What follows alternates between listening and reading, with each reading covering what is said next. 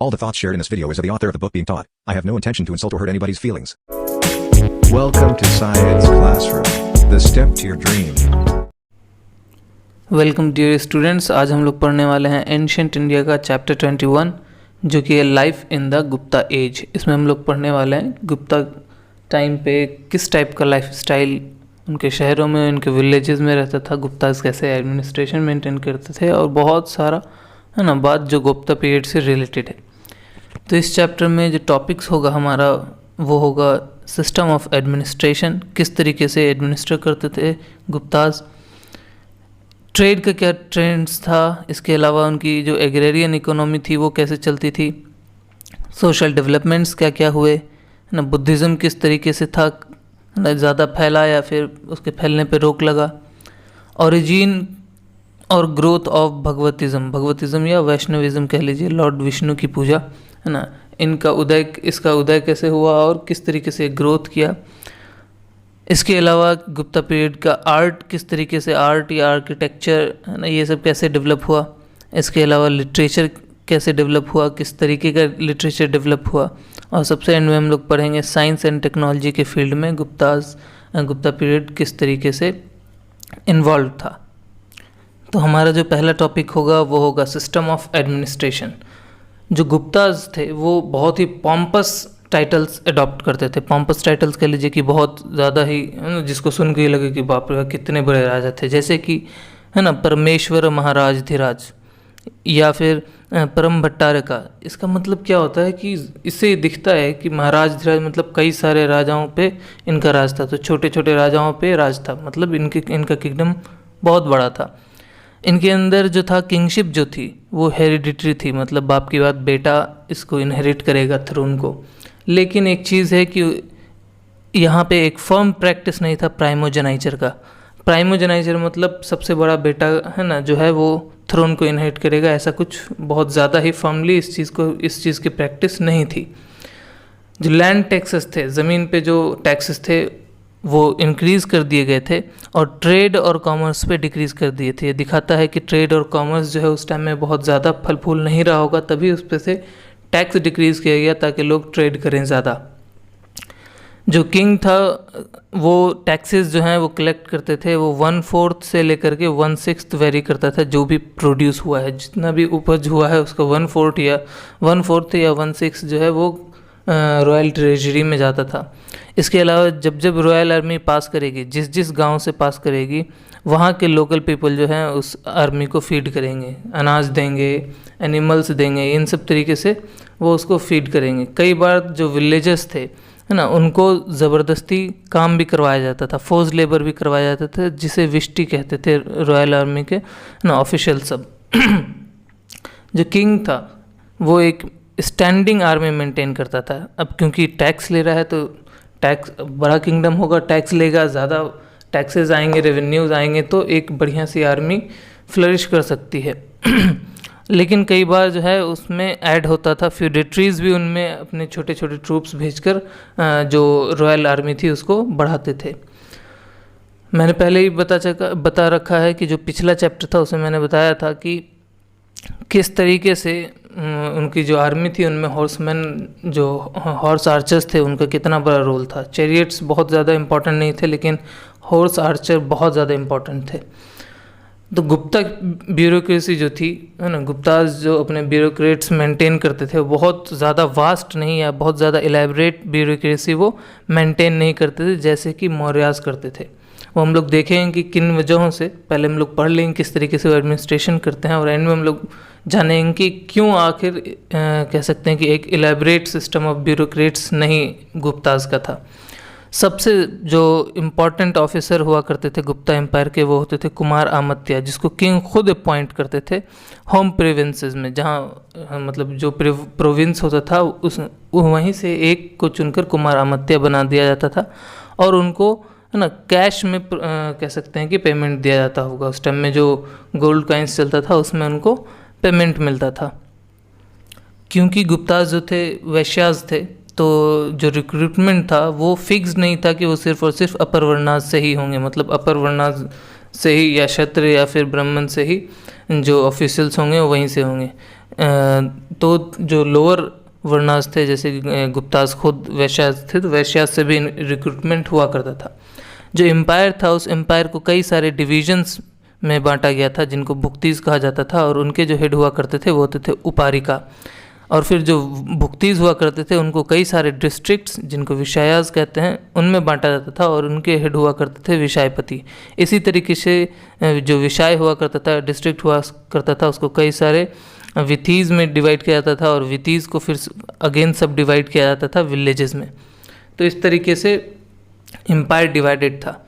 जो विलेज हुआ करता था उसको रूल करते थे, या कहते हैं कि उसके एडमिनिस्ट्रेशन को मेंटेन करते थे, मैनेज करते थे जो उसके हेडमैन हुआ करते थे, और साथ में जो एल्डर्स होते थे वो, और जो लीडिंग लोकल एलिमेंट्स थे जो वहाँ पे ज़्यादा अमीर होंगे, इन्फ्लुएंशियल होंगे, जैसे मान लीजिए कोई इम्पोर्टेंट आर्टिसन है या फिर मर्चेंट है ना, तो इन लोगों को ये लोग मिल करके विलेज को एडमिनिस्टर करते थे। टाउन का जो एडमिनिस्ट्रेशन हुआ करता था, जो अर्बन एडमिनिस्ट्रेशन हुआ करता था, वो जो गवर्नमेंट के द्वारा ऑफिशियल्स अपॉइंट किए गए हैं, उसके अलावा वो जो हैं जो ऑर्गेनाइज्ड प्रोफेशनल बॉडीज़ हुआ करते थे, जैसे कि मर्चेंट्स के गिल्ड्स हो गए, आर्टिसंस के गिल्ड्स हो गए, कई सारे जो गिल्ड्स हुआ करते थे उनकी है ना मदद लेकर के उन मतलब वो और जो गवर्नमेंट के द्वारा ऑफिशियल्स प्रोवाइड किए गए हैं, अपॉइंट किए गए हैं, वो दोनों मिल के टाउन को एडमिनिस्टर किया करते थे। तो क्योंकि ऑर्गेनाइज्ड प्रोफेशनल बॉडीज़ का बहुत इंपॉर्टेंस है, तो इसलिए देखा जाता है कि कई सारे जो गिल्ड्स हैं, स्पेशली जो मर्चेंट्स हैं गिल्ड के, वो जो है कई सारे इम्यूनिटीज़ उनको मिलता था। कहने का मतलब कई सारे प्रिविलेजेस मिलते थे, चाहे लीगल सिस्टम से इम्यूनिटी मिलता हो या फिर टैक्स सिस्टम से, है ना, इनको इम्यूनिटीज़ मिलता था। पहली बार हम लोग देखते हैं कि गुप्ता पीरियड में ही जो सिविल लॉज हैं और जो क्रिमिनल लॉज हैं वो क्लियरली अलग अलग किए गए हैं कि किस टाइप के, जैसे चोरी हो गया ये सब क्रिमिनल लॉज में आएगा, ठीक है, और ज़मीन से रिलेटेड या फिर कह लीजिए कि मैरिजेस से रिलेटेड जो भी लॉज होंगे वो सिविल में आएंगे। तो इस तरीके से लॉज को डिमार्केट किया गया एकदम क्लियरली, और कई सारे जो लॉ बुक्स हैं जिनको स्मृतिज कहते हैं वो इस टाइम में लिखा गया, कंपाइल किया गया। जो किंग थे वो खुद ही केसेस को जांच करते थे, कह सकते हैं कि किंग खुद ही जज थे, है ना, और उनके जो हेल्पर्स थे वो होते थे ब्राह्मण प्रीस्ट, उनसे मदद लेकर के वो केसेस का ट्रायल किया करते थे और फिर फैसला सुनाया करते थे। गिल्ड्स जो थे, गिल्ड्स का अपना लॉज हुआ करता था, गिल्ड्स अपने लॉज के हिसाब से चलते थे और पनिशमेंट्स दिया करते थे जो भी उनको फॉलो नहीं करता है। तो रॉयल कह सकते हैं एडमिनिस्ट्रेशन, रॉयल का जो लॉज था, जो एम्पायर का पूरा लॉज होगा वो इन पे गिल्ड्स पे अप्लाई नहीं हुआ करता था। एडमिनिस्ट्रेशन, अब ये जो एडमिनिस्ट्रेशन हमने पढ़ा, ये एडमिनिस्ट्रेशन सिर्फ और सिर्फ उन रीजन्स पे अप्लाई होता था जो कि डायरेक्टली, है ना, गुप्ता किंग्स के अंदर रूल किए जाते थे। बाकी जो गुप्ता एम्पायर का जो मेजर पार्ट था वो डायरेक्ट रॉयल कंट्रोल में नहीं था, वो फेडिटरीज़ के अंदर या वेसल्स के अंदर था। तो जो वेसल्स किंग हुआ करते थे या फेडिटरी चीफ्स हुआ करते थे वो अपने हिसाब से उन पार्ट्स को रूल किया करते थे।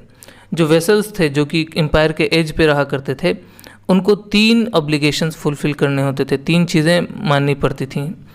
पहला था कि वो पर्सनल अटेंडेंस से, है ना, जो किंग का जो कोर्ट होता था, दरबार होता था, वहाँ खुद उपस्थित होंगे और फिर उनको घुटना टेकेंगे या सर झुकाएंगे, इस तरीके का, है ना, होमेज ऑफर करना पड़ता था।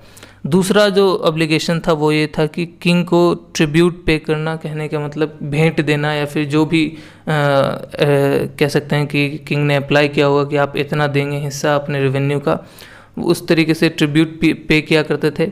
और तीसरा जो था वो अपने डॉटर्स को मैरिज में देना, या तो किंग से शादी करवाना या फिर किंग के किसी किन से, या कह सकते हैं कि जो रॉयल फैमिली था उसके किसी मेंबर से अपनी बेटी की शादी करवाना। जो सबसे इम्पॉर्टेंट फ्यूडल डेवलपमेंट हुआ वो ये था कि जो गुप्ताज के अंदर जो प्रीस्ट थे और जो एडमिनिस्ट्रेटर्स थे उनको बहुत सारे फिस्कल, मतलब फाइनेंशियल और एडमिनिस्ट्रेटिव कंसेशन दिया जाता था, मतलब छूट दिया जाता था। जैसे मान लीजिए अगर उनको कुछ दिया गया है, तो लैंड दिया गया है तो वो टैक्स फ्री रहेगा हमेशा के लिए। और कई तरीके के एडमिनिस्ट्रेटिव कंसेशंस भी कि ऑफिशियल्स आपको जा के बार बार परेशान नहीं करेंगे, सब टाइप का उनको कंसेशन दिया जाता था, प्रीस्ट्स को और एडमिनिस्ट्रेटर्स को, इन दोनों को। इससे पहले हम लोग देखते हैं कि ज़्यादातर जो ग्रांट हुआ करता था वो प्रीस्ट को मिला करता था। यहाँ जो एडमिनिस्ट्रेटर्स हैं उनको भी कंसेशन दिया गया है। पेमेंट जो हुआ करता था लोगों का, ये क्लियर नहीं है कि किस तरीके से किया जाता था, लेकिन क्योंकि गोल्ड बहुत ज़्यादा था तो ये हम लोग मान सकते हैं, ये सजेस्ट करता है कि जो हाईएस्ट, ठीक है सारे के सारे लोगों को जो पेमेंट होगा वो गोल्ड में नहीं होता होगा, लेकिन जो हायर ऑफिशियल्स हुआ करते होंगे उनको गोल्ड कैश में या गोल्ड मनी में पेमेंट किया जाता होगा। अब क्योंकि अब देखिए, अब हम लोग जो हम लोगों ने एडमिनिस्ट्रेटिव सिस्टम देखा उसमें हम ये कह सकते हैं कि क्योंकि ज़्यादातर एडमिनिस्ट्रेशन जो है वो फ्यूडिटरीज मेंटेन कर रहे हैं, मैनेज कर रहे हैं, इसके अलावा बेनिफिशरीज़ मैनेज कर रहे हैं, वेसल्स मैनेज कर रहे हैं, जो लीडिंग गिल्ड्स हैं उनका हेल्प लग रहा है, चीफ लोकल एलिमेंट्स का हेल्प लग रहा है। तो इस तरीके से क्योंकि इतने सारे लोग एडमिनिस्ट्रेशन में इन्वॉल्व हैं तो गुप्ताज़ को ना ही कभी ज़रूरत पड़ी, ना ही उन्होंने कभी एक इलेबरेट एडमिनिस्ट्रेटिव मशीनरी जो कि मौर्य टाइम्स में हुआ करता था उस पर ध्यान भी दिया या उसको बनाया भी, क्योंकि उनको कभी ज़रूरत ही नहीं पड़ी। हमारा जो नेक्स्ट टॉपिक है वो है trends in trade and agrarian economy. जो गुप्ताज़ थे वो सबसे ज़्यादा number of coins, gold coins को इशू किए थे एंशिएंट इंडियन टाइम में। सबसे ज़्यादा जो गोल्ड कॉइन्स था वो इन्होंने ही इशू किया था, और इनके गोल्ड कॉइन्स को इंस्क्रिप्शंस में दिनार कहा गया है। साइज़ में और वेट में एकदम रेगुलर हुआ करते थे, लेकिन कई सारे टाइप्स और सब टाइप्स के हुआ करते थे। इनमें जो गुप्ता किंग्स थे उनको बहुत विविडली, बहुत अच्छे तरीके से पोर्ट्रे किया जाता था। ये दिखाता है, अब देखिए कोई भी अगर कॉइन पे राजा अच्छे तरीके से दिख रहा है, इसका मतलब राजा जो है वो बहुत इस चीज़ पे ध्यान दे रहा है कि मेरी जो इमेज है, मेरा जो तस्वीर है वो बहुत अच्छे से दिखे, मतलब आर्ट पे बहुत फोकस्ड है। और कई सारे कॉइन्स पे वो हथियार लेकर के है या फिर म्यूज़िक इंस्ट्रूमेंट लेकर के, तो दिखाता है कि जो किंग्स थे, गुप्ता किंग्स थे, उनको वॉर और आर्ट से कितना मतलब कह सकते हैं कि लगाव था। जो कॉइन्स थे वो कुषाण पीरियड के हिसाब से, जो कुषाण ने जो कॉइन्स कह सकते हैं कि इशू किया था उससे गोल्ड कंटेंट में कम थे, लोअर क्वालिटी के थे, लेकिन नंबर में काफ़ी ज़्यादा थे। और दो काम था इनका, एक तो जो ऑफिशियल्स हैं, हायर ऑफिशियल्स हैं, उनको पेमेंट देना, और साथ में जो लैंड है, ज़मीन है, उसका सेल या कह सकते हैं कि ख़रीद बिक्री वो गोल्ड कॉइन्स में हुआ करता था। गुजरात को जब गुप्ताज़ ने जीत लिया है ना, after the conquest of Gujarat, Guptas जो थे काफ़ी ज़्यादा है ना large number of silver coins भी इशू किए, है ना, सिल्वर कॉइन्स भी काफ़ी ज़्यादा अमाउंट में इशू किए। ये सिर्फ मेनली ये लोकल एक्सचेंज के लिए था, जो कह सकते हैं कि डेली लाइफ में जो भी एक्सचेंजेस हुआ करते होंगे, सामान खरीदना बेचना, वो सारा सिल्वर कॉइन्स में हुआ करता था। कॉपर कॉइन्स बहुत फ्यू थे, बहुत कम थे, तो कॉपर कॉइन्स का मेन बहुत ज़्यादा इस्तेमाल नहीं था, तो इसलिए को उतना पता भी नहीं चला कि इसका इस्तेमाल किन चीज़ों में हुआ करता था। जो 550 AD तक जो है, जो हमारा इंडियन कह सकते हैं कि जो गुप्ताज़ का जो ट्रेड था वो ईस्टर्न रोमन या बाइजेंटाइन एम्पायर से हो रहा था। सिल्क के मामले में बहुत ज़्यादा ट्रेड तो नहीं था, कम हो रहा था, क्योंकि हम लोगों ने देखा है कि ट्रेड जो है गुप्ता एम्पायर से पहले ही डिक्लाइन कर गया, क्योंकि उस पर बैन लगा और भी कई सारे कारण थे जो हम लोगों ने पिछले चैप्टर्स में देखा। तो 550 तक जो है सिल्क का ट्रेड चलता रहा ईस्टर्न रोमन एम्पायर और इंडिया के बीच, लेकिन 550 के अराउंड जो है, जो रोमन एम्पायर के जो लोग थे उन्होंने चाइनीज़ से, है ना, सिल्क ग्रोइंग आर्ट को सीख लिया। अब सीख लिया तो उनको ज़रूरत नहीं पड़ी, तो इस तरीके से इंडिया का एक्सपोर्ट जो था वो घट गया, और इससे पहले भी जो इंडियन सिल्क का डिमांड था वो ऑलरेडी स्लैक कर चुका था, कम हो चुका था। तो इस तरीके से जो इंडियन ट्रेड था वो पेरिश हुआ, कह सकते हैं कि घटता चला गया। हम लोग देखते हैं कि 5th सेंचुरी का जो मिडिल पार्ट है वहाँ तक आते आते देखते हैं कि जो एक गिल्ड है सिल्क वीवर्स का, वो अपना ओरिजिनल होम जो कि गुजरात में एक जगह है लता, वहाँ से निकल चुका, छोड़ चुका, मतलब उस जगह से माइग्रेट कर गया है और चला गया है मंडासोर जो कि मालवा में था उस जगह पे, और अपना जो ऑक्यूपेशन था, जो ओरिजिनल ऑक्यूपेशन था सिल्क वीविंग का, वो अबेंडन कर चुका है और दूसरे छोटे छोटे जो प्रोफेशंस है उसको अडेप्ट कर लिया, जैसे कुछ मजदूर बन गए होंगे, लेबरर्स बन गए होंगे, है ना, इस तरीके के प्रोफेशंस को वो अपना चुका है अपना मेन ओरिजिनल ऑक्यूपेशन छोड़ के। क्यों? क्योंकि ये दिखाता है कि सिल्क ट्रेड में बहुत ज़्यादा गिरावट आया होगा, तभी तो इनको छोड़ करके दूसरी जगह जाना पड़ा। जो एक बहुत ही इम्पॉर्टेंट और बहुत ही स्ट्राइकिंग डेवलपमेंट हम लोगों को गुप्ता पीरियड का देखने को मिल रहा है वो है कि इमर्जेंस ऑफ प्रीस्टली लैंडलॉर्ड्स। कहने का मतलब जो प्रीस्ट थे अब वो ज़मींदार बनते जा रहे हैं, इसका उदय हम लोगों को देखने को मिल रहा है। और ये जब लैंडलॉर्ड्स बन रहे हैं तो किसके कॉस्ट पे? लोकल पीजेंट्स के कॉस्ट पे, है ना, ये लैंडलॉर्ड प्रीस्ट जो है लैंडलॉर्ड बनते जा रहे हैं। अब देखिए जो प्रीस्ट को लैंड ग्रांट्स मिलते थे, जो लैंड ग्रांट्स प्रीस्ट को मिला कर रहा था, उससे फ़ायदा तो हो रहा था कि बहुत सारे जो वर्जिन लैंड्स थे जिस पे खेती नहीं हुआ कर रहा था उसको कल्टीवेशन के अंदर लाए। कल्टीवेशन के अंदर लाएंगे तो उपज होगा तो रेवेन्यू बढ़ेगा, जो कह सकते हैं किंग का जो रॉयल रेवेन्यू है उसमें बढ़ोतरी होगा। लेकिन इसमें ये नुकसान हो रहा था, जो पीजेंट्स थे वो दिन ब दिन, है ना, और घटते, कह सकते हैं कि उनमें और गरीबी आते जा रहा था। उनका जो इकोनॉमिक स्टेटस था वो भी लोअर हो रहा था, और साथ में क्योंकि इकोनॉमिक स्टेटस लोअर होगा तो ऑब्वियसली समाज में आपका सोशल स्टेटस भी लोअर हो जाएगा। इसके अलावा ये जो पीजेंट्स थे, अब इनका चूंकि स्टेटस लोअर हो गया था तो इनको ज़बरदस्ती कई बार जो है फोर्स लेबर भी इनसे करवाया जाता था। तो ये देखने को मिलता है हम लोगों को गुप्ता पीरियड के अंदर। अब हम लोग पढ़ेंगे जो गुप्ताज पीरियड था उसमें सोशल डेवलपमेंट्स किस तरीके का और कैसे कैसा हुआ। ये देखते हैं कि हम लोग जो ब्राह्मण सुप्रीमेसी है वो कंटिन्यू कर रहा है, कहने का मतलब बढ़ता जा रहा है गुप्ता टाइम्स में। और वो लोग जो हैं, जो प्रीस्ट्स हैं, वो वेल्थ को एक्यूमुलेट कर चुके हैं और अमीर बन चुके हैं। क्योंकि अमीर बन चुके हैं तो अब अमीर बनने से इन लोगों को कई सारा प्रिविलेजेस मिलने लगा है।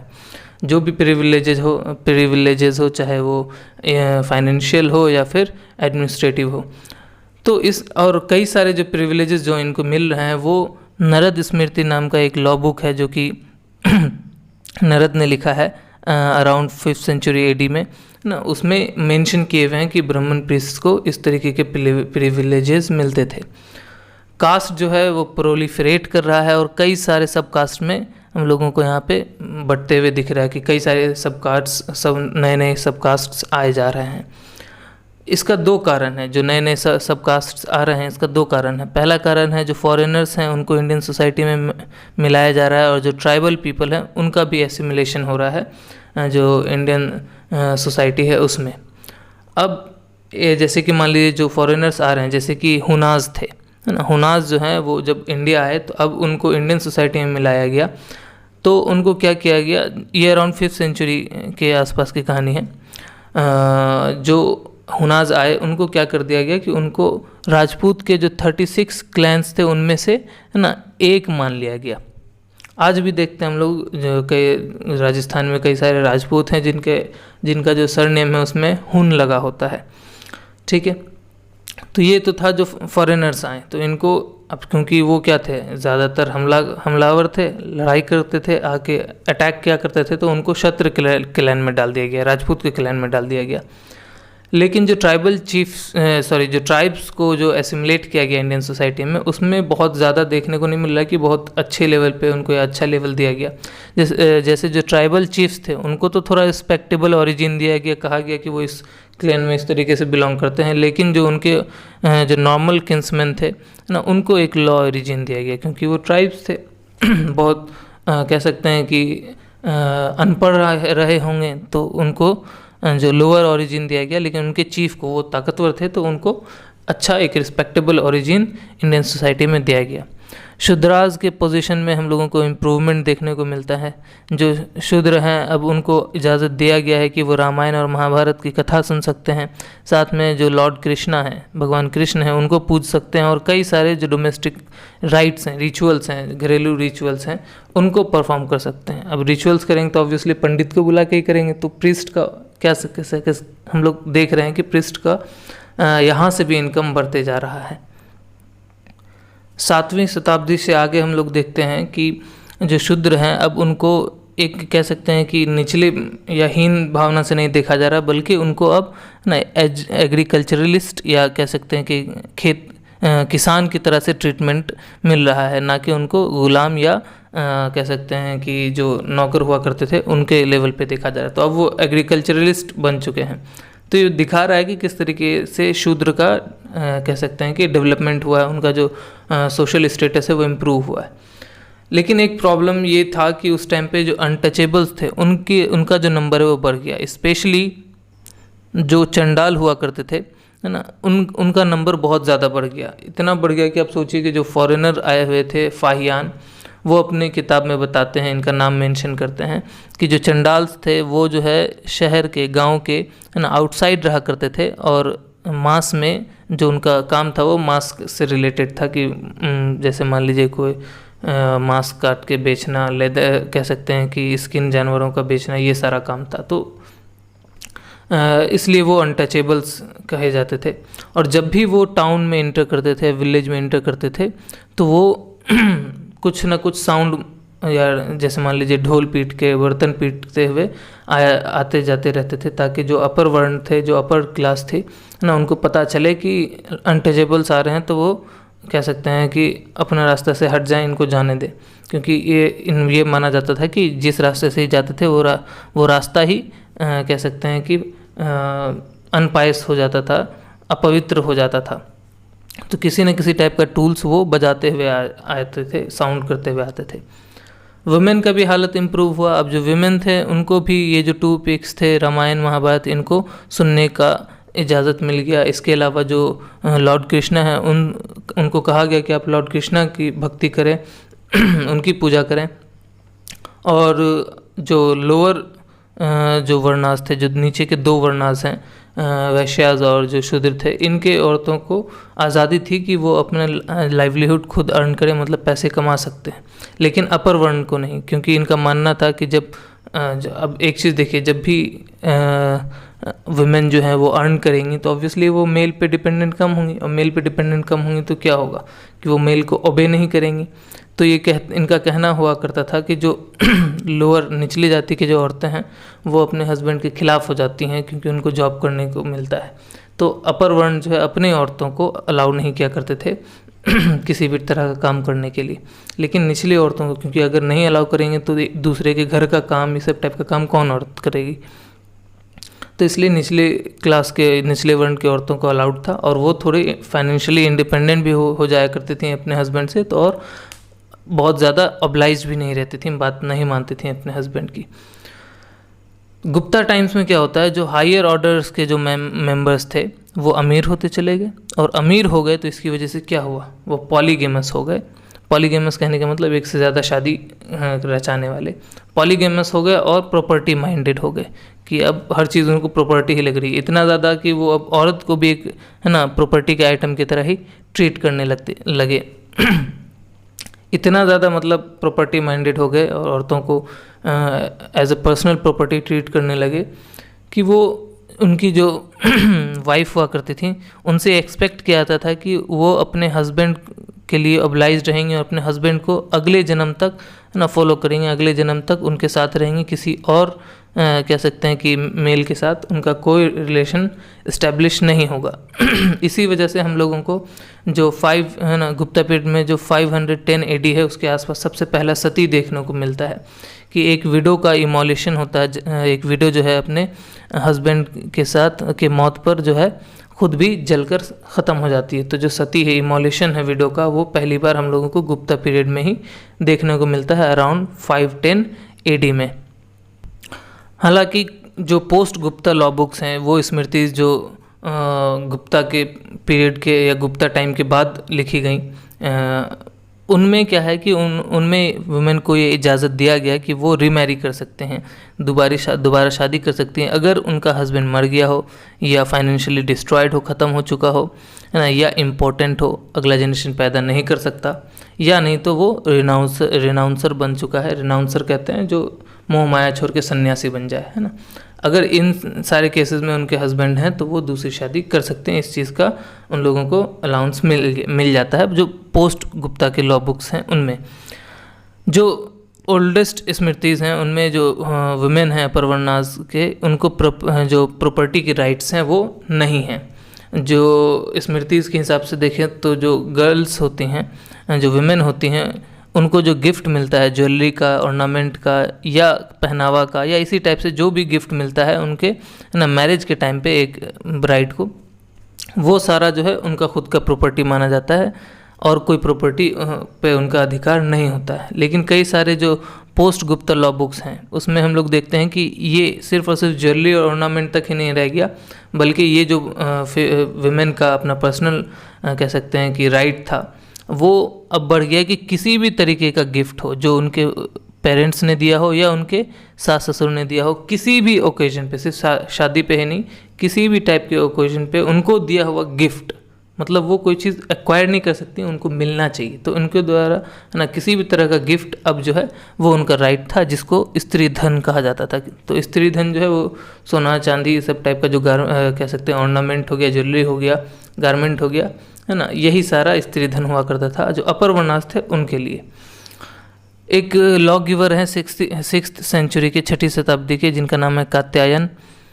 उन्होंने ये कहा कि जो वुमेन हैं वो अपनी जो प्रॉपर्टी है, जो इमूवेबल प्रॉपर्टी है, उसको सेल कर सकती हैं, मॉर्गेज कर सकती हैं, ठीक है, और अपने स्त्री धन को भी जो है वो मॉर्गेज कर सकती हैं, सेल कर सकती हैं। अब देखिए यहाँ पे वर्ड आता है इमूवेबल प्रॉपर्टी, वो प्रॉपर्टी जो मूव नहीं किया जा सकता। सोना चांदी कपड़ा लत्ता गिफ्ट्स ये सारी चीज़ जो है वो मूव कर सकते हैं। तो इमूवेबल प्रॉपर्टी का मतलब क्या होता है, यही कि जो ज़मीन वाला प्रॉपर्टी होगा, ज़मीन जायदाद, वो है ना। तो ये दिखाता है कि आगे चल के लड़कियों को जो प्रॉपर्टी का हक है वो भी थोड़ा बहुत मिला है, और वो उस पर कह सकते हैं कि किसी और मर्द का, चाहे वो हस्बैंड हो, उनके पिता हो, किसी भी टाइप का जो उनसे रिलेशन रखता हो, है ना, उनका अब इस पे कोई हक नहीं, वो अपने से ये सब चीज़ बेच सकती हैं, खरीद सकती हैं। लेकिन जनरली जो एक डॉटर है वो अपने बाप से कोई भी जो लैंडेड प्रॉपर्टी है उसको इनहेरिट नहीं कर सकती थी, ऐसा अलाउड नहीं था गुप्ता टाइम्स में। जो हमारा नेक्स्ट टॉपिक है वो है स्टेट ऑफ बुद्धिज़्म। बुद्धिज़्म का क्या हालत है इस पीरियड में, वो हम लोग देखेंगे। तो जो बुद्धिज़्म है उसको अब उस तरीके का जो रॉयल पेट्रोनेज है, जो कह सकते हैं कि राजा ही उनके भक्त हो जाएं, इस टाइप का कोई भी कह सकते हैं कि देखने को नहीं मिला कि गुप्ता पीरियड में कि कोई राजा जो है वो पेट्रॉन बन जाए बुद्धिज़्म के, ऐसा नहीं हुआ। बल्कि जो गुप्ताज थे वो ब्राह्मण कह सकते हैं, जो रिलीजन था हिंदुइज़्म, है ना, उसके पेट्रॉन बने, तो हिंदुइज़्म का ग्रोथ ज़्यादा हुआ। हाँ, ये है कि बुद्धिज़्म का बहुत ज़्यादा डाउनफॉल नहीं हुआ। तो बहुत ज़्यादा इम्पॉर्टेंट पीरियड नहीं रहा गुप्ता पीरियड बुद्धिज़्म की बात करें तो। जैसा कि अशोका और कनिष्का का जो कह सकते हैं एज है, उसमें जितना बुद्धिज़्म फैला, जितना ग्रोथ लिया, उतना गुप्ता पीरियड में नहीं लिया। लेकिन ऐसा नहीं है कि डिक्लाइन करके, अब बहुत सारे जो हैं स्तूपास जो हैं और जो विहाराज हैं वो बने, है ना, कंस्ट्रक्ट हुए, और जो नालंदा विश्वविद्यालय बना, है ना, वो एक बुद्धिस्ट एजुकेशन का सेंटर बना। तो ग्रोथ तो हुआ लेकिन बहुत ज़्यादा नहीं हुआ। जैसे ये आप देख लीजिए, ये जो बुद्धा की मूर्ति है ये सारनाथ से आई है, ये गुप्ता पीरियड में ही बनाई गई है। ये जो यहाँ पे टेम्पल है देखने को मिल रहा है, ये जो है ये सांची में बनाया गया एक टेम्पल है, ये गुप्ता पीरियड में ही बनाया गया। तो डाउनफॉल नहीं हुआ, क्योंकि आगे हम लोग पढ़ेंगे कि गुप्ता जो थे उनका किसी दूसरे रिलीजन के प्रति क्या भावना था, वो हम लोग अब हम लोग पढ़ने वाले हैं ओरिजिन एंड ग्रोथ ऑफ भगवतिज़्म या वैष्णविज़्म। ठीक है, जो भगवतिज़्म है, भगवतिज़्म कहते हैं लॉर्ड विष्णु की पूजा जो होती है ना, तो इस जो ग्रुप्स इनको फॉलो करते हैं उनको वैष्णवाइट्स कहते हैं, और इनकी पूजा को भगवतिज़्म कहा जाता है या वैष्णविज़्म कहा जाता है। तो जो भगवतिज़्म है वो पोस्ट मौर्य टाइम्स में, मौर्य के बाद के टाइम में ओरिजिनेट हुआ है ना। और जो कह सकते हैं कि इसमें होता क्या है, जो विष्णु भगवान हैं उनकी पूजा होती है, विष्णु भगवान को भगवत भी कहा जाता है। अगर हम लोग देखें वेद में, तो वेद में जो वैदिक टाइम है उसमें विष्णु जो है एक माइनर गॉड है, बहुत इंपॉर्टेंट गॉड नहीं है जितने कह सकते हैं कि इंद्रदेव या फिर कह सकते हैं कि जो भगवान इंद्र हैं वो जितना इम्पोर्टेंट थे, उतना इम्पोर्टेंट विष्णु जी वैदिक टाइम्स में नहीं है। वेद में इतने बड़े भगवान की तरह से उनको नहीं लिखा गया, एक माइनर गॉड की तरह से, है ना, रिप्रेजेंट किया गया है। और उनको जो है सन के लिए रिप्रेजेंट किया जाता है, और जो फर्टिलिटी कल्ट है ना, उसके लिए रिप्रेजेंट किया जाता है। लेकिन सेकेंड सेंचुरी आते आते तक उनको जो है एक भगवान है नारायण, उनसे मर्ज कर दिया जाता है और कहा जाता है कि वही विष्णु नारायण है। मर्ज कहने का मतलब कहा गया कि नारायण ही विष्णु है, विष्णु ही नारायण है, इस तरीके से कह करके सेकेंड सेंचुरी BC आते तक अब वो विष्णु नारायण बन जाते हैं। नारायण कौन थे? जो ओरिजिनली जो नारायण थे वो एक वैदिक ट्राइब था, सॉरी नॉन वैदिक ट्राइब था इंडिया का। मतलब वो ट्राइब जो कह सकते हैं कि आर्यन कल्ट से बिलोंग नहीं करता था, आर्यन क्लैन से। उनका जो कह सकते हैं उनके जो एक भगवान थे उनका नाम था नारायण ना, जिनको भगवत भी कहा जाता था, और उनके जो वर्शिपर्स हुआ करते थे उनको भगवताज कहा जाता था। और जो नारायण थे, जो भगवत थे, उनको उस ट्राइब का जो ट्राइबल चीफ है उसका एक छोटा सा डिवाइन पार्ट माना जाता था कि उन्हीं के एक पार्ट हैं। तो जिस तरीके से ट्राइबल चीफ को एक अपने ट्राइब को कह सकते हैं कि एडमिनिस्टर करना पड़ता था, कि अपने हिस्से का शेयर भी ना अपने जो कह सकते हैं कि ट्राइब मेंबर्स हुआ करते थे, किंग्समैन, उनको देना पड़ता था। तो उसी तरीके से नारायण जो थे, ये माना जाता था कि नारायण भी जो हैं जो शेयर्स हैं, जो गुड फॉर्चून है, जिनको भाग कहा जाता है, वो अपने भक्त को देंगे, और इसके बदले जो वर्शिपर्स हुआ करते थे भगवताज, वो अपनी भक्ति नारायण को सौंपेंगे। कहने का मतलब उनको पूजेंगे, उनकी इज्जत करेंगे। ठीक है, अब देखिए, तो इस तरीके से वो बन गए नारायण, विष्णु या भगवत। अब देखते हैं कि जो वृष्णि ट्राइब है ना, जो कि वेस्टर्न इंडिया में रह रहा था, वृष्णि ट्राइब का एक लेजेंडरी हीरो थे, कह सकते हैं कि जिनकी कहानी सबको सुनाई जाती थी इस ट्राइब में। उनको कृष्ण वासुदेव के नाम से जाना जाता था। अब क्या किया गया कि विष्णु जी को है ना, इसके साथ कह सकते हैं कि ये कहा गया कि विष्णु जी ही कृष्ण वासुदेव हैं। तो वो कहानी भी आकर के इसमें जुड़ गई। तो विष्णु जी भगवत भी कहलाए, नारायण भी कहलाए, कृष्ण भी कहलाए, वासुदेव भी कहलाए।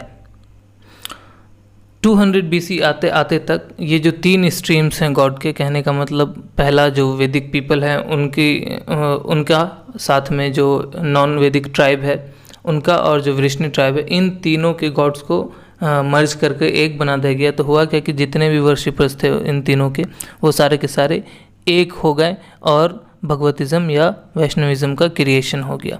भगवतिज़्म जो है, जो वैष्णविज़्म है, उसमें 2 चीज़ें इंपॉर्टेंट है, एक है भक्ति और एक है अहिंसा। भक्ति मतलब होता है कि पूजा अर्चना करना, डिवोशन दिखाना भगवान की तरफ, और जो अहिंसा होता है वो होता है डॉक्ट्राइन ऑफ नॉन किलिंग, है ना। मतलब अहिंसा मतलब किसी भी जानवर को, किसी भी जीव को नहीं मारना। ठीक है, इन 2 चीज़ों पे ये कह सकते हैं कि बेस्ड था। और ये जो वैष्णविज़्म था, ये एग्रीकल्चर, जो एग्रेरियन सोसाइटी था, एग्रीकल्चरल सोसाइटी था, उसके लिए बेस्ट सूटेड था, क्योंकि जानवरों को नहीं मारा जाए, क्योंकि जानवर क्या होते हैं, खेती में इस्तेमाल होते हैं, उनसे प्रोडक्ट्स मिलता है, साथ में डिवोशन दिखाएं, भक्ति करें, तो इससे दूसरे का कोई नुकसान नहीं। तो इन दोनों की वजह से जो एग्रीकल्चरल सोसाइटी है उसने ज़्यादा अडॉप्ट किया इस, कह सकते हैं कि वैष्णविज़्म को, भगवतिज़्म को, है ना। जो लोग थे वो विष्णु जी की जो मूर्ति थी उसको पूजा करते थे, उनको चढ़ावा चढ़ाते थे, जैसे राइस, सेसम, इन सब का चढ़ावा चढ़ाते थे। और जो कह सकते हैं डॉक्ट्राइन ऑफ नॉन किलिंग है, उसको इस तरीके से फॉलो करते थे कि बहुत सारे, है ना, जो वैष्णविज़्म के फॉलोअर्स थे वो वेजिटेरियन फूड ही सिर्फ और सिर्फ लिया करते थे। जो हम लोग जानते हैं वैष्णव जिनको कहते हैं, वो सादा खाना ही खाते हैं, जो पौधे से प्राप्त किया हुआ खाना सिर्फ वही खाते हैं, और कोई भी खाना ऐसा नहीं खाते जो जानवरों को मार करके आया गया हो, मतलब प्राप्त किया गया हो। ये जो कह सकते हैं कि नया हम लोगों को देखने को मिला, फॉर्म देखने को मिला हिंदुइज़्म का, या फिर कह सकते हैं कि एक नया धर्म उस टाइम पे हम मान लीजिए, उतने पुराने टाइम पे, तो ये बहुत, है ना, ये काफ़ी लिबरल था, काफ़ी ज़्यादा लोगों को अट्रैक्ट किया, फॉरेनर्स को अट्रैक्ट किया, वुमेन को अट्रैक्ट किया, जो वैश्या क्लैन कह सकते हैं, वैश्या वर्ण था, उसको अट्रैक्ट किया। यहाँ तक कि भगवद गीता में कहा गया है जो शूद्र हैं, जो कि कह सकते हैं कि अपने पुराने जन्म में, पिछले जन्म में कुछ पाप किए होंगे, उसकी वजह से इस जन्म में शूद्र पैदा हुए हैं, वो भी विष्णु जी के शरण में आ सकते हैं। कृष्ण जी ऐसा कहते हैं कि मेरे शरण में वो लोग भी आ सकते हैं और मेरा कह सकते हैं कि अपना पाप मुक्त हो सकते हैं। तो इस तरीके से एक बड़ा सा लिबरल होने की वजह से क्या हुआ कि बहुत सारे फॉलोअर्स बढ़े।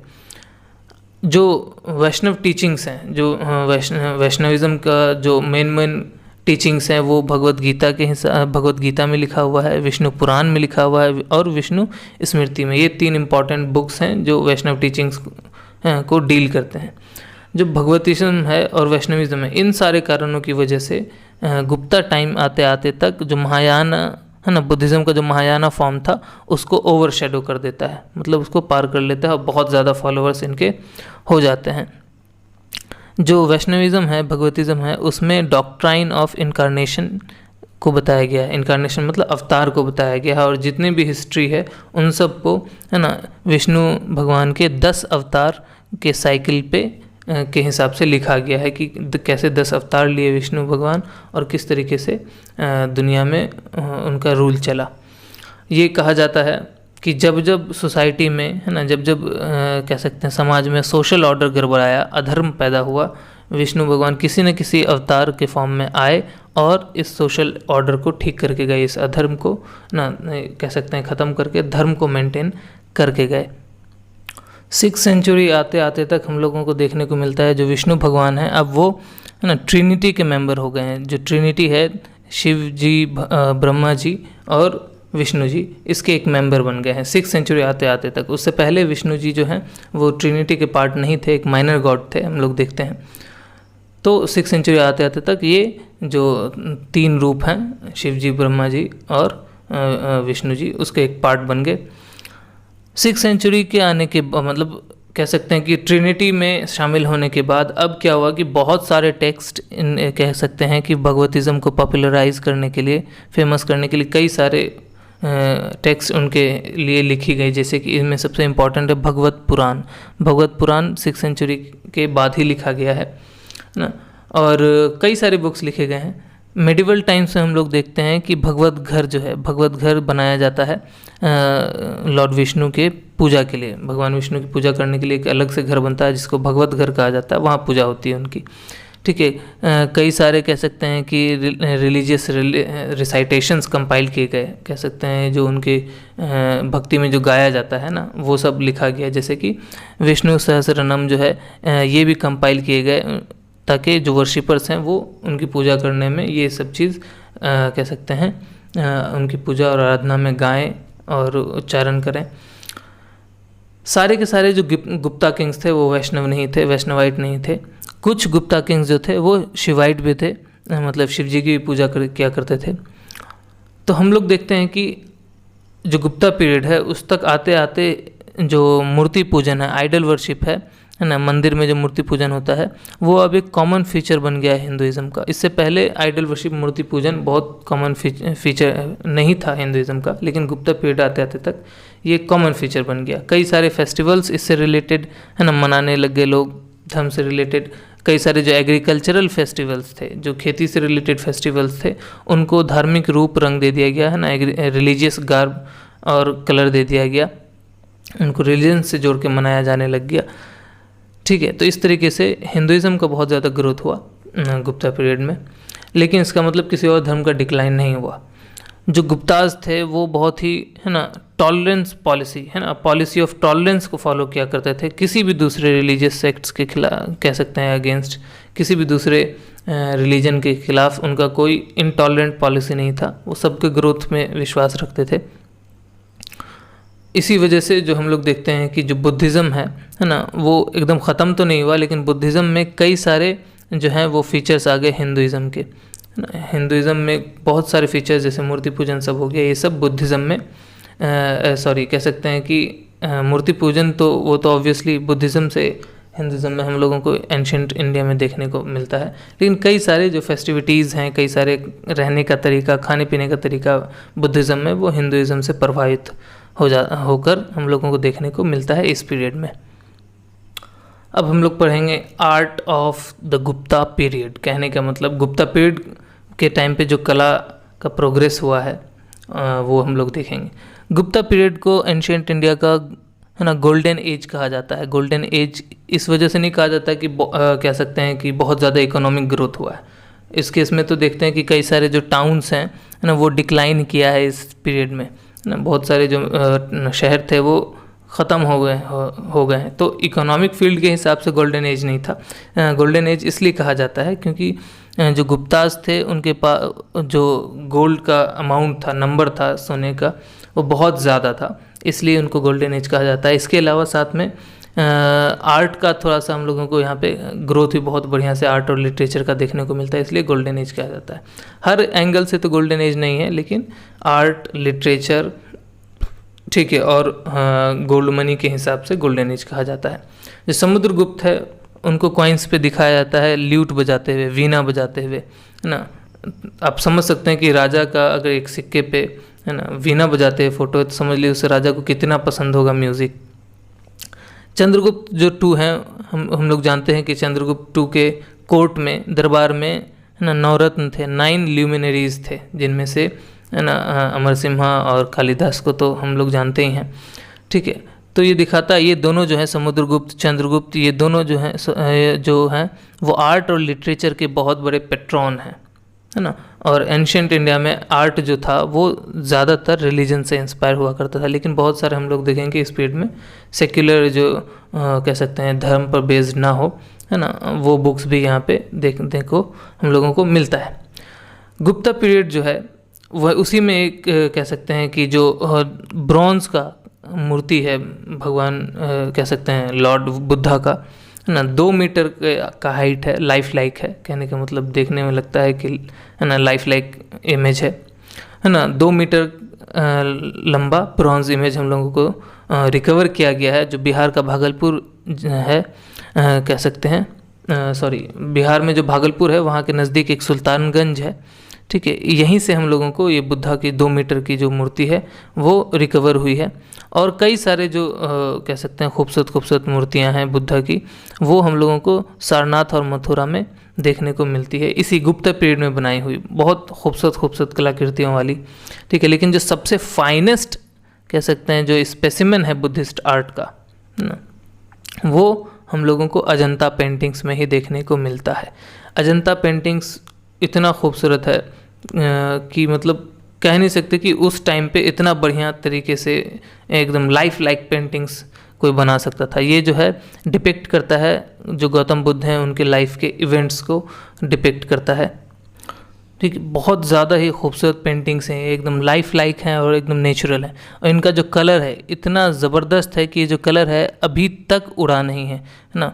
1400 ईयर्स गुजर गए, 14 सेंचुरीज गुजर गई, लेकिन आज तक इनका कलर वैसा का वैसा ही एकदम चमकता हुआ है। तो सोचिए किस तरीके का आर्ट होगा वो। ऐसा नहीं कि अजंता जो पेंटिंग्स हैं वो सिर्फ और सिर्फ गुप्ता पीरियड में ही कह सकते हैं कि हम लोग बनाई गई हैं। जो अजंता पेंटिंग्स हैं वो 1st सेंचुरी एडी से 7th सेंचुरी एडी तक के बीच में बनाई गई हैं, लेकिन इसका ज़्यादातर हिस्सा जो हम लोग देखते हैं वो गुप्ता पीरियड में ही आता है। इसलिए हम लोग कहते हैं कि गुप्ता पीरियड में ये इसका जो शुरू का जो पार्ट होगा बहुत ज़्यादा डेवलप नहीं होगा, लेकिन गुप्ता पीरियड के आते आते तक में ये चीज़ और बढ़ गया। तो हम लोग इसलिए मानते हैं कि जो अजंता पेंटिंग्स है वो ज़्यादातर गुप्ता पीरियड में ही, तो इसलिए गुप्ता पीरियड से बिलोंग करती हैं। तो ये वो बुद्धिज़्म के आर्ट के बारे में। अब क्योंकि गुप्ताज जो थे वो सपोर्टर थे ब्राह्मणिज़्म के, तो हम लोगों को पहली बार जो विष्णु जी हैं, शिव जी हैं और जो छोटे और जो दूसरे कह सकते हैं जो हिंदू गॉड थे उनका मूर्ति हम लोगों को पहली बार गुप्ता पीरियड में देखने को मिलता है। कई जगहों पे तो हम लोगों को पूरा का पूरा पैंथियन देखने को मिलता है। पैंथियन क्या होता है कि ग्रुप ऑफ गॉड्स होते हैं, जिसमें जो चीफ गॉड है, जो बहुत इंपॉर्टेंट गॉड है, वो एकदम सेंटर में होता है और उसके चारों तरफ जो होते हैं उनके सबऑर्डिनेट्स, वो भगवान जो उनकी, है ना, बातें हम सुनते हैं, मानते हैं, और जो रिटेनर्स होते हैं, है ना। तो ये एक हम लोगों को कई जगह पे पैंथियन देखने को मिला है। तो ये सिर्फ और सिर्फ गुप्ताज की ही वजह से हुआ, वरना इससे पहले हम लोगों को कोई भी जो ब्राह्मणिज्म से रिलेटेड या हिंदुइज्म से रिलेटेड इमेजेस थी, मूर्तियाँ थी, बहुत ज़्यादा डेवलप्ड हम लोगों को देखने को नहीं मिली हैं। गुप्ता पीरियड जो था वो आर्किटेक्चर के मामले में बहुत पुअर था, बहुत ज़्यादा आर्किटेक्चर डेवलप नहीं हुआ। इनफैक्ट इससे पहले वाला कह सकते हैं जो पीरियड था मौर्य का, या इस बीच का मौर्य और गुप्ता के बीच का जो था, उसमें जो आर्किटेक्चर है वो ज़्यादा देखने को मिला है। जैसे स्टोन पिलर्स वगैरह हम लोग देखते हैं, स्टोन का वर्क देखते हैं, है ना। उसके अलावा जो रॉक कट के केव्स बनाए गए हैं चट्टानों को काट कर, वो सब ज़्यादा डेवलप्ड है। गुप्ता पीरियड जो है वो आर्किटेक्चर के मामले में बहुत ज़्यादा डेवलप नहीं है। तो आर्किटेक्चर के नाम पे जो हम लोगों को देखने को मिलता है वो फ्यू टेम्पल्स देखने को मिलते हैं, वो भी ईंट से बने हुए यूपी में, है ना। और केवल एक जो है वो पत्थर का बना हुआ टेम्पल देखने को मिलता है गुप्ता आर्किटेक्चर के नाम पे। कुछ ब्रिक टेम्पल्स जो देखने को मिलते हैं, जैसे कि कानपुर के भिटार गांव का ईंट का एक मंदिर है वो, इसके अलावा गाज़ीपुर के भिटारी में एक मंदिर है, और झांसी के देवघर में एक मंदिर है। ये सब ब्रिक टेम्पल्स हैं जो गुप्ता पीरियड के हैं। जो बुद्धिस्ट यूनिवर्सिटी है नालंदा विश्वविद्यालय जो था, अभी भी है लेकिन वो डिमोलिश कर दिया गया था मेडिवल टाइम्स में। तो जो नालंदा विश्वविद्यालय है वो जो है 5th सेंचुरी में ही सेटअप किया गया था, और अभी भी जो इनका अर्लीस्ट स्ट्रक्चर है जो कि ईंट से बना हुआ है, वो हम लोग वहाँ पे जाके देख सकते हैं, गुप्ता पीरियड में बनाया हुआ वो स्ट्रक्चर सब। अब सबसे इम्पॉर्टेंट पार्ट कह सकते हैं गुप्ता टाइम का, वो है लिटरेचर का डेवलपमेंट। जो गुप्ता पीरियड है वो बहुत ही रिमार्केबल है जो सेक्युलर लिटरेचर्स हैं उनके प्रोडक्शन में। इससे पहले हम लोग देखते हैं कि जो लिटरेचर है वो धर्म पर बेस्ड लिटरेचर डेवलप हुआ है, लेकिन गुप्ता पीरियड में इसके अलावा बहुत सारे लिटरेचर डेवलप हुए जो धर्म पे बेस्ड नहीं थे, सेक्युलर लिटरेचर थे। जैसे कि भाषा एक इम्पॉर्टेंट पोइट है, बहुत इम्पॉर्टेंट पोइट हैं अर्ली गुप्ता पीरियड के। उन्होंने 13 प्लेज 13 प्लेज लिखा है, जिसमें से एक ड्रामा है द्रधिरा चारुदत्ता। ठीक है, ये बहुत ही इम्पॉर्टेंट प्ले है क्योंकि इसको बाद में रिफैशन किया शूद्रक ने इसको रिफैशन करके, है ना, मृच्छकटिका या लिटिल क्ले कार्ट के नाम से निकाला इस बुक को। ये जो बुक है इसमें लव स्टोरी के बारे में लिखा गया है, एक गरीब ब्राह्मण के बीच और एक बहुत ही खूबसूरत बेटी जो कोर्ट कर्टेसन है। कर्टेसन मतलब जो ऑब्वियसली राजा से बिलोंग कर रहे हैं, राजा के दरबारी कह सकते हैं, जो कर्टेसन कह सकते हैं, राजा की ही फैमिली समझ लीजिए ना। तो किसी राजा की बेटी या राजा के भाई की बेटी कोई भी, तो एक बहुत ही खूबसूरत लड़की जो कि कह सकते हैं राजा की बेटी थी, और एक गरीब ब्राह्मण के बीच का लव स्टोरी के बारे में लिखा है। तो ये किसी धर्म पर बेस्ड नहीं है। इसके अलावा बहुत इम्पॉर्टेंट हैं वो हैं कालिदास, बहुत इम्पॉर्टेंट पोइट, बहुत इम्पॉर्टेंट शख्स हैं लिटरेचर के मामले में, ये गुप्ता पीरियड के हैं। चंद्रगुप्त II के कोर्ट में हैं, उनके नवरत्न में से एक। इन्होंने अभिजनना शकुंतलम लिखा था, बहुत सारा ड्रामा लिखा, लेकिन इसमें सबसे फेमस अभिजनना शकुंतलम लिखा, जो कि आज भी दुनिया में जो 100 लिटरेरी वर्क्स हैं दुनिया के, है ना, उनमें से एक अभिजनना शकुंतलम है। अब तक का समझ लीजिए, पूरे की पूरी दुनिया की बात हो रही, सारे सिविलाइजेशन की बात हो रही, उसमें जो बेस्ट 100 लिटरेरी वर्क्स हैं उनमें से एक है अभिजनना शकुंतलम। इसमें जो स्टोरी है वो है किंग दुष्यंता और शकुंतला के बीच के लव स्टोरी है, और इनका जो बेटा है भरत, वही आगे चल के एक बहुत ही फेमस रूलर बनते हैं, जो हम लोग देखते हैं भरत के ही नाम पे हमारे देश का नाम भारत है। तो ये लव स्टोरी यहीं से है। जो शकुंतलम है, अभिजनना शकुंतलम, ये है ना अर्लीस्ट इंडियन वर्क में से एक है जो कि यूरोपियन लैंग्वेजेस में ट्रांसलेट हुआ। सबसे पहले भगवत गीता हुआ, फिर अभिजनना शकुंतलम हुआ। तो सोचिए कितना इंपॉर्टेंट होगा, अगर अंग्रेज़ आए और यूरोपियन लैंग्वेज में इसको ट्रांसलेट किए तो वो ऑब्वियसली इंपॉर्टेंट बुक्स को चुने होंगे। तो सोचिए अभिजनना शकुंतलम कितना इंपॉर्टेंट रहा होगा कि उन्होंने कह सकते हैं शुरू में इसे ही ट्रांसलेट करना इंपॉर्टेंट समझा। तो जो इन सारे प्लेस जो हैं, जो भाषा की लिखी गई प्लेस हैं, जो कह सकते हैं कालिदास जी के द्वारा लिखी गई जितने प्लेस हैं, ड्रामाज हैं, उन सब में दो बहुत ही इम्पॉर्टेंट चीज़ हम लोग को देखने को मिलती है।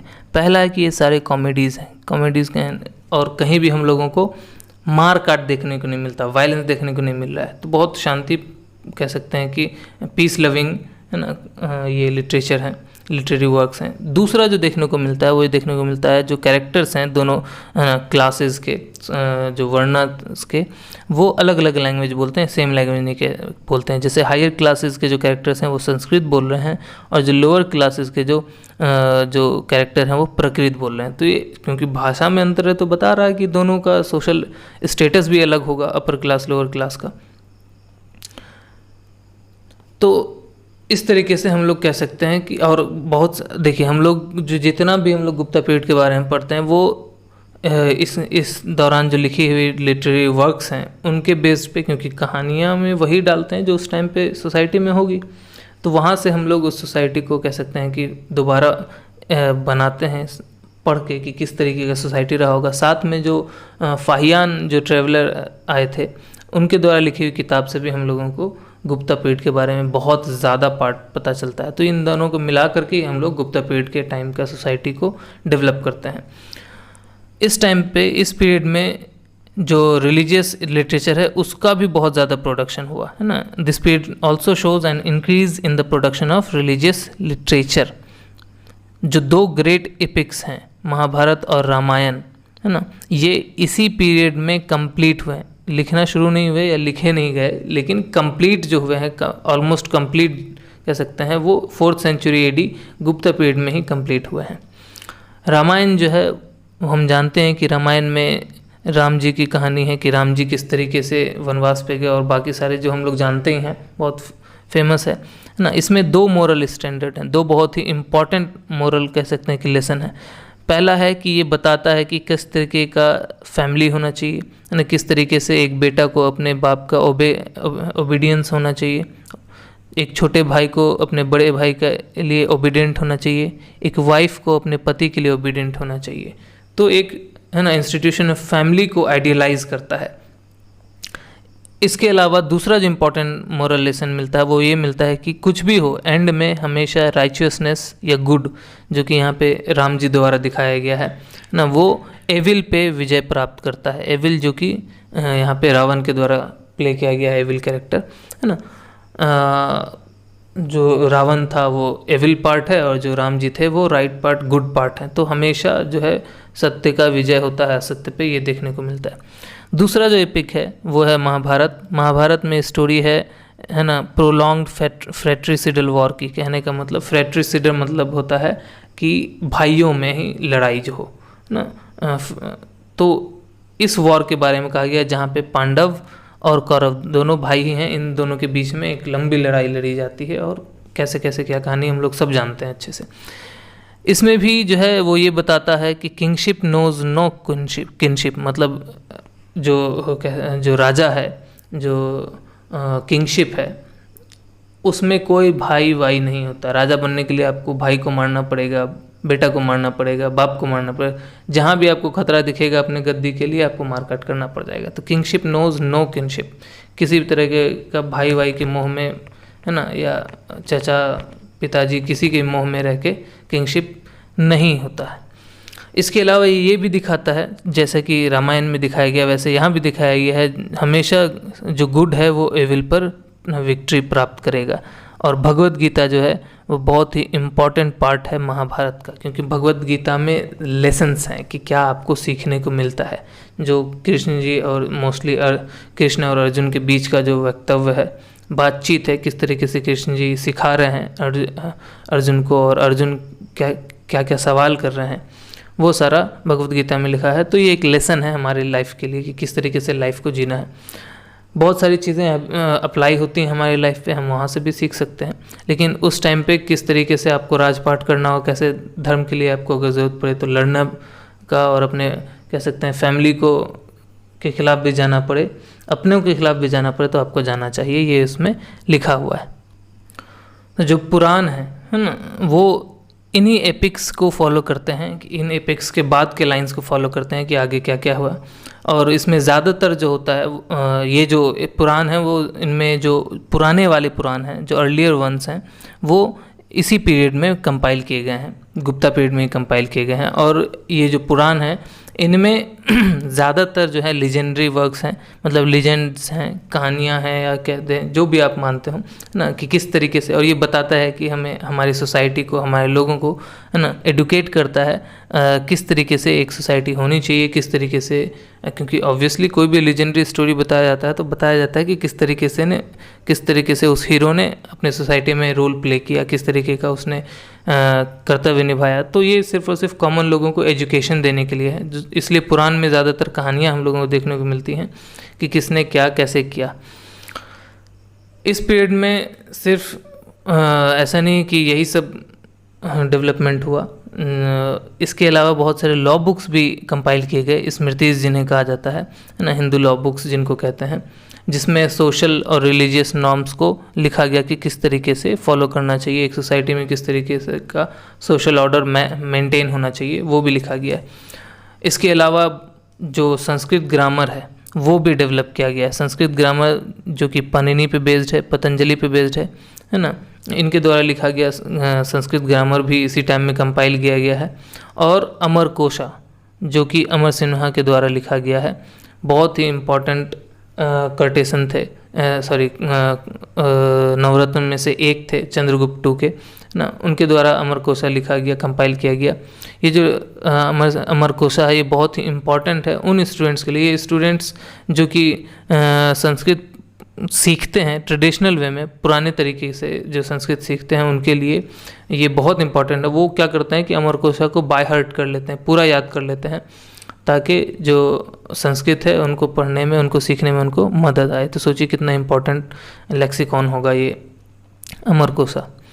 इस पीरियड के बाद हम लोग देखते हैं कि जो भी लिटरेरी वर्क्स हैं उनमें प्रोज से ज़्यादा है ना वर्स पे एम्फेसिस पड़ा है, कि किस तरीके से है ना वर्स का रोल है ज़्यादातर। उसके बाद हम लोग देखते हैं जो लिटरेरी वर्क्स हैं, रिलीजियस लिटरेरी वर्क्स हों या फिर किसी भी तरह का वर्क्स हो लिटरेरी, तो उसमें वर्स पे ज़्यादा फोकस है ना कि प्रोज पे। सबसे आखिरी टॉपिक वो है साइंस एंड टेक्नोलॉजी की, किस तरीके का साइंस और टेक्नोलॉजी डेवलप था उस टाइम पे, कह सकते हैं गुप्ता टाइम्स में।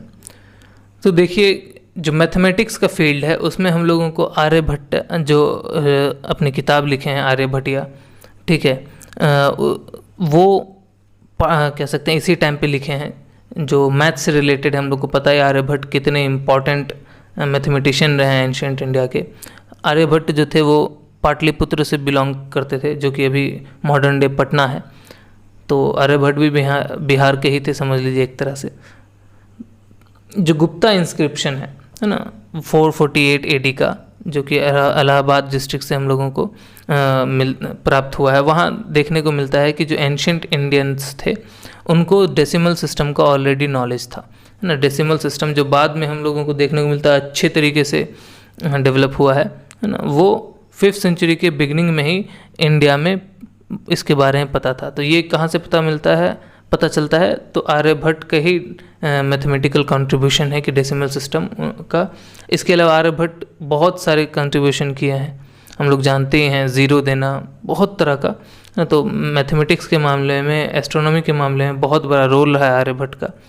इसके अलावा एस्ट्रोनॉमी के मामले में एक और बुक है रोमक सिद्धांत, नाम से ही पता चलता है कि ये जो बुक होगी ये इन्फ्लुएंस्ड होगी ग्रीक और रोमन आइडियाज़ से।